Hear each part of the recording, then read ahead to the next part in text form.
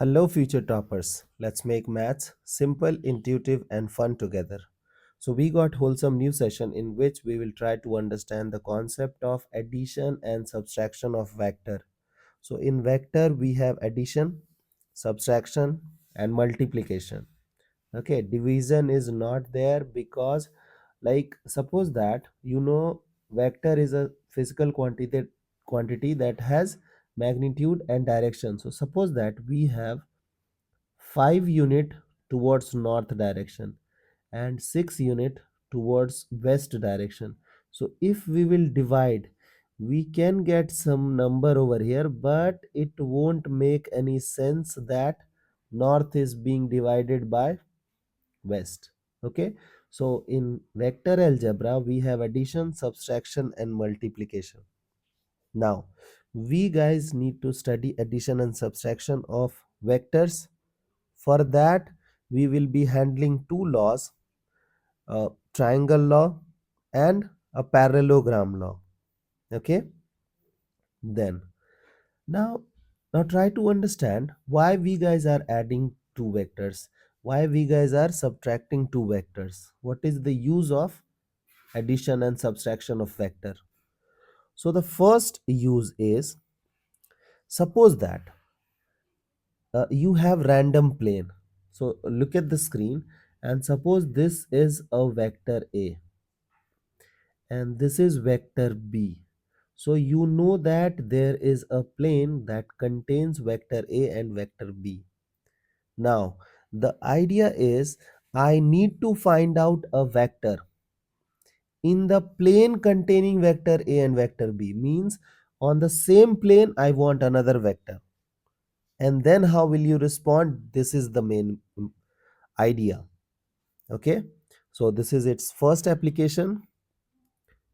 If means it help us to find out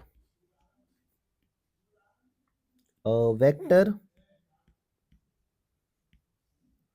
in the plane containing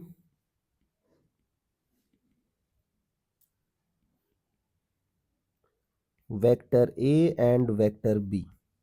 How we will do that? We will understand this idea by the end of this lecture. Okay, and now the second use of addition and subtraction of vector is, suppose that you have a vector A and vector B. Means you have small lines. So among those small lines, if we will connect, okay, can we have a angle bisector question? Okay, so it also help us to find out, so it will help you to find out the angle bisector. It will help us to find out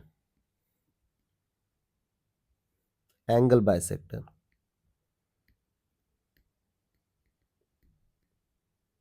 Now how we will do that? We will understand this idea in the same lecture. Okay, now first try to understand triangle law.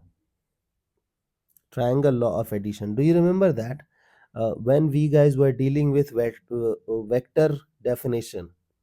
In vector definition, it was a physical quantity that contains magnitude, direction, and obeys vector law of addition. So this is vector law of addition. Triangle law, parallelogram law. So the first law is triangle law. In this, what will happen? Suppose that we have a vector A, we have a vector B. Okay, now suppose that you have updated this thing. Means if you wish to add two vectors, how you have to respond? So this was your vector A. Now what you have to do? You have to keep the tail of the next vector. keep the tail of the next vector to the head of the first vector. This way you will join your vectors. Means look at this, what I did. I did this thing. You got my point? I have translated without changing its magnitude and direction, and I have connected tail of second vector to the head of first vector. So this thing I did. Okay. Now if you will add vector A and vector B, means this uh, one of one of the line will represent one of the side of a vector, one of the side of a triangle, other vector will represent another side of a triangle, and this thing, the third side will represent addition of vector A plus vector B. So this is your idea. Is that okay? Now look at this thing again. Suppose that we have a vector A. So this is your vector A. Now you know that this was your vector B. Okay. So if you will multiply this vector by a negative quantity -1, so it will change its direction by 180 degree and it will become minus of B. Okay. Now if you will connect tail of the first thing with the head of the last thing, you will get a resultant vector, vector A minus vector B. Okay, so this is addition and this is subtraction. Okay, now I'll help you in some other idea as well. Suppose that you have series of vectors, vector A, vector B, vector C, vector D. So this way you have, and what you did, you have connected the first point with the last point. Okay, so this thing I'm talking about, suppose this is correct, so this array, this is not good, please manage. Okay, so this yellow line will represent vector A plus vector B plus vector C plus vector D. So this is your resultant vector. So this is triangle law of addition and triangle law of subtraction. Okay, now we will understand the parallelogram law. Okay,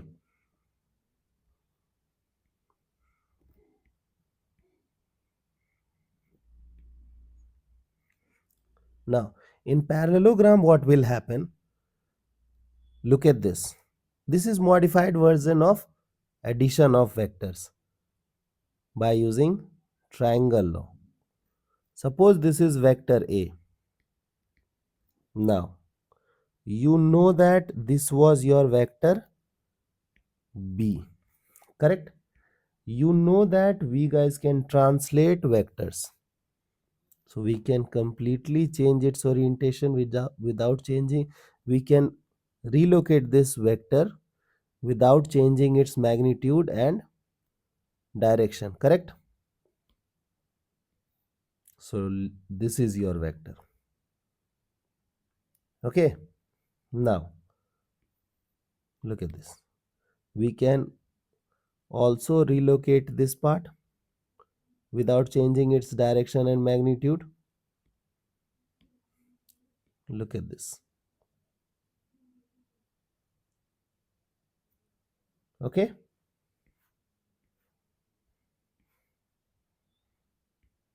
see, so we got this thing as this part.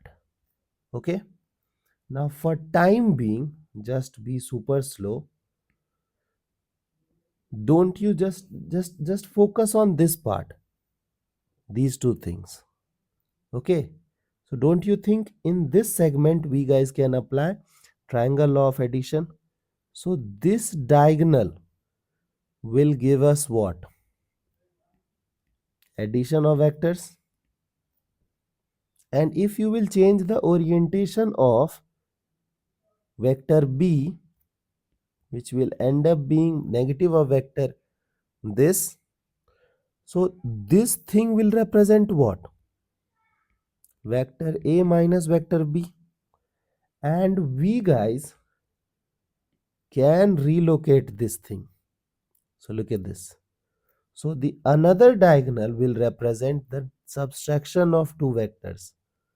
Okay, I hope the idea is clear. Okay, so one of the diagonal will represent addition and other diagonal will represent subtraction. Is that okay?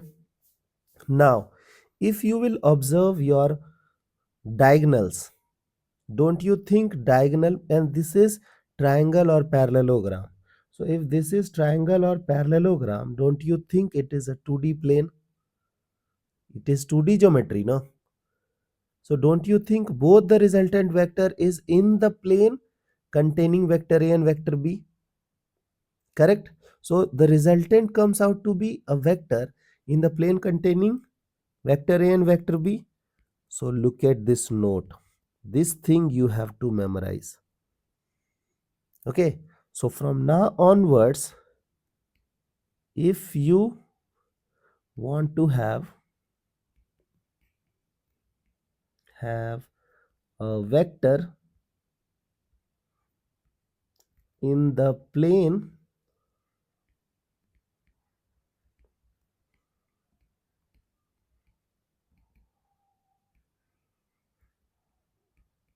containing vector A and vector B, we should use vector A plus or minus vector B. And don't you think if you will take A plus or minus vector B, 100% it is in the plane containing vector A and vector B, but don't you think you are fixing the length? If you are assuming something, it can take any value, na? It cannot take a fixed value. Like when we used to solve maths, we used to like assume, let us required value be x.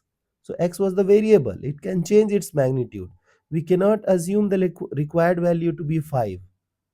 Okay, so what we will do, we will modify. So can I write a plus or minus lambda vector b? So this lambda will do the job. Okay, it will take care of length thing. Now you know that it also help us to find out the angle bisector. Addition and subtraction also help us to find out the angle bisector. So how does it will how it will provide you the angle bisector? Try to understand. Now I feel that this diagonal, this one, is a angle bisector. What do you think? Yes, it is wrong. It is not angle bisector. 100% it is diagonal, but it is not angle bisector. Why? Because sir, your vector A is having different length, your vector B is having different length, and if both are having different length, its diagonal cannot be in the middle. If it will be in the if it is of same length, then we can consider that to be a, a angle bisector. Okay, so how we will manage things? Try to understand. So the idea is, what I will do, suppose this is vector A, suppose this is vector B. Can you help me in finding A cap? So look at this. Suppose this is your A cap and suppose this is your B cap. Okay, So you got your A cap and you got your B cap. So don't you think this thing will become what? Rhombus? And this A cap plus B cap will be a angle bisector, because this thing is equal to this thing is equal to this thing, so this angle and this angle will be equal. This one is parallel to this, so this angle is equal, so both angles are equal. Okay, so if we will add A cap plus B cap, we got one angle bisector. If we got A cap minus B cap, we get another angle bisector. Okay, now I will write down note. Okay,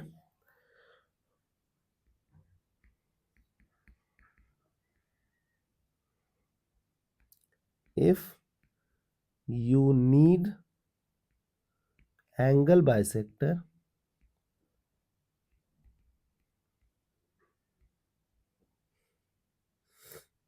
okay, answer is A cap plus or minus B cap. But look at this, there is certain problem in it, and the problem is, look, do you think it is an angle bisector? 100% yes. Do you think this is an angle bisector? 100% yes. Do you think this is an angle bisector? 100% yes.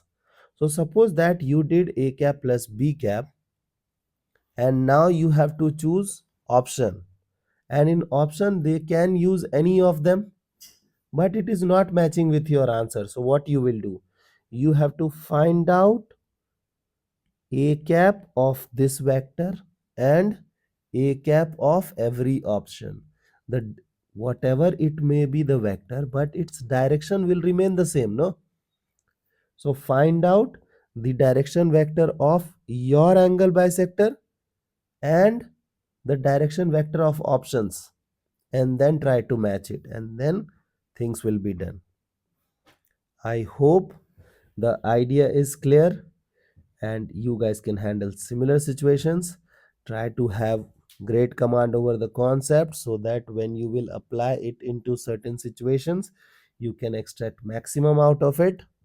So see you guys in next session of Mathflix.